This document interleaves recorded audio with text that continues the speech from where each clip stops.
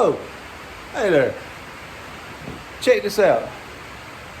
It's about 7 a.m. Wanted to get an early start, get this knocked out of the way real quick. And in case you can't hear, it's freaking raining. Glad I got this thing in here first thing this morning. So, a little windy. It's a heavy truck. But now it's time to see if that actually fits in there. Hey, wish me luck. One small snafu that I forgot to mention. When you lower a truck that has a straight axle in front of it, the engine hoist no longer fits under the front of the truck. So you actually have to jack the truck up a little bit. I'm gonna claim temporary insanity, and I forgot that. So now I'm gonna finagle the jack under the truck. It's a mess, but we're making progress.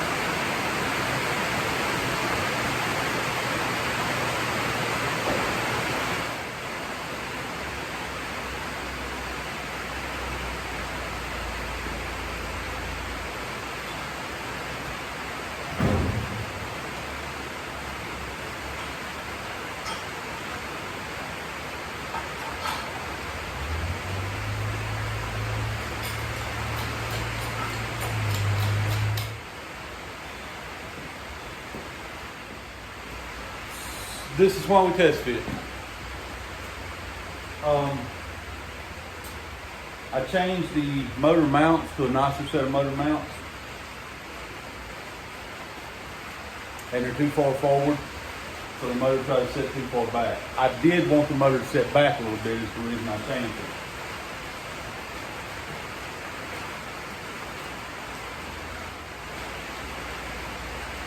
At this point, I'm not real sure how I'm going to solve this problem.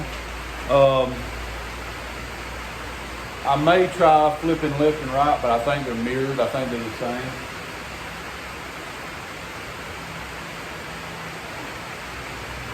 It's a bit of a conundrum now. Huh. The good thing is I think it sets low enough that our intake and carburetors are not going to be an issue. Yeah. I gotta work on this. Okay, so I solved the issue. Now, when you're working on a budget build,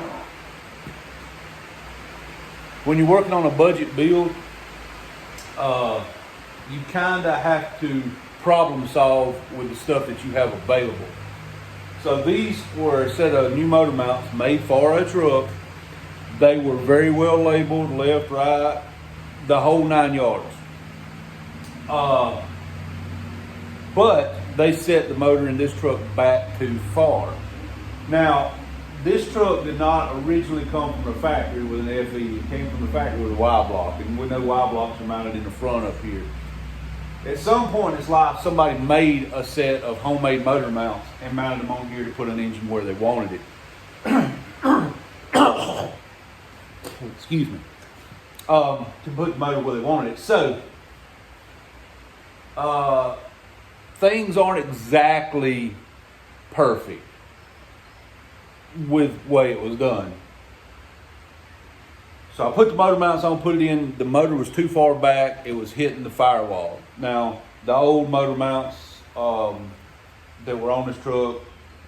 There's several reasons why I didn't go back to that motor mount, but for now what we'll say is it's got new motor mounts, and the motor mounts for this block have 2 holes at the top and 1 at the bottom.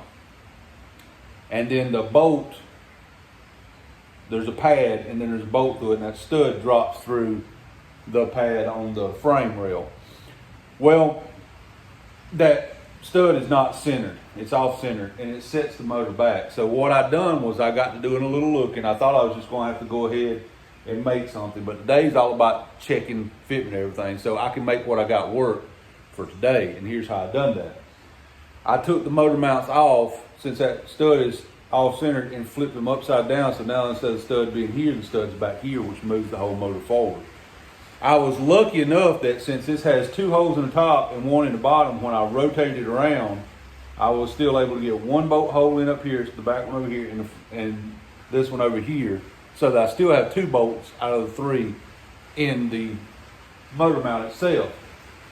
Now, before anybody freaks out about having 2 bolts in it, the early FEs were only 2 bolts anyway. Like my Galaxy, it only has 2 bolts. Up till 64, I think, they only had 2 bolts, and 65 and up, they went to a 3-bolt design. So it's not unheard of to have 2 bolts in a motor mount.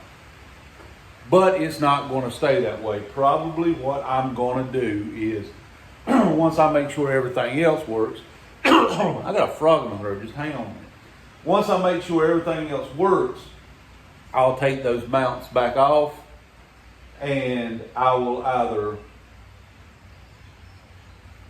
I was going to say I'll either re-drill the holes in this one, but what I'm going to do is give me a piece of plate steel, drill new holes in it, and I'm going to make me an adapter that will make these motor mounts. And at the end of the day, you're only talking about,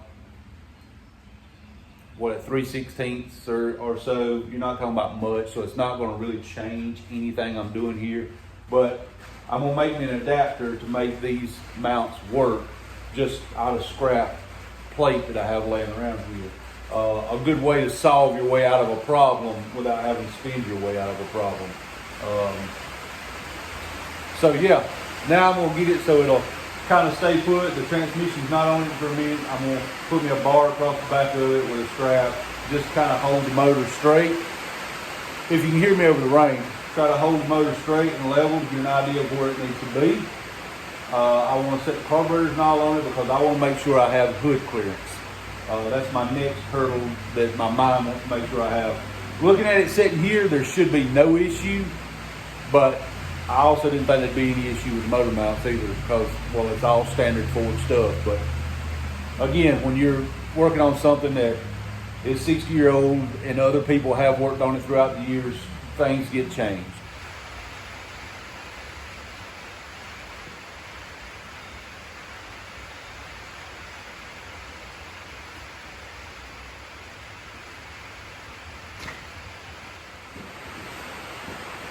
Well, it's sitting there. That's something, ain't it? A couple of things I was low-key worried about was hood clearance, because when I first measured, I had measured it's going to be more up in this area, but I think by moving the mounts around and all, we gained some of that. Now, we may have to bring it back up slightly. I have about 2 inches between the straight axle on the front and the oil pan. Now, I don't think it's going to hit, but I would like to have a little more cushion there. And I may just put some bump stops in here. There's ways I can get around that, but this is why I mock everything up. This is why I put everything together before the final assembly, is because I want to know what obstacles I'm going to face. Now, the motor's in. I like where it's sitting, so I like the fore and aft set on it. I need to make sure that there's enough room for the radiator, so I need to put the radiator in here. The fan from the plan from the start has always been to run electric fans on it, so I don't think I'll have an issue there. But space is going to get tighter as I go because the radiator is going to take up a chunk of room here, and then the space between there, and then of course headers on it. We're going to start taking up a lot of room relatively quickly. But for our first kind of sneak peek look, here is what Waylon's going to look like. With the exception of one thing, that there's an elephant in the room that I need to address, that I know one of my buddies right now is screaming at this video because of something that's done.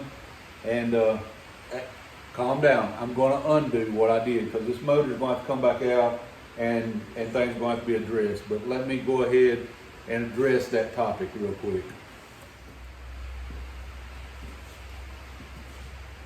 So those of you that have followed this thing along from the start, and sorry about the glare, there's not much I can do about that right now. The ones that have followed this build from the start knows that when I took the engine out, this firewall was white. Hang on, I'm getting there. I kind of low-key wanted the engine bay to be nice, and you can see that I've done a good satin black on the fenders here, or the inner fenders here, and they look phenomenal. They look stunning in person, absolutely perfection on those. But I thought, what if the firewall was the same color as the truck, because that would make more sense.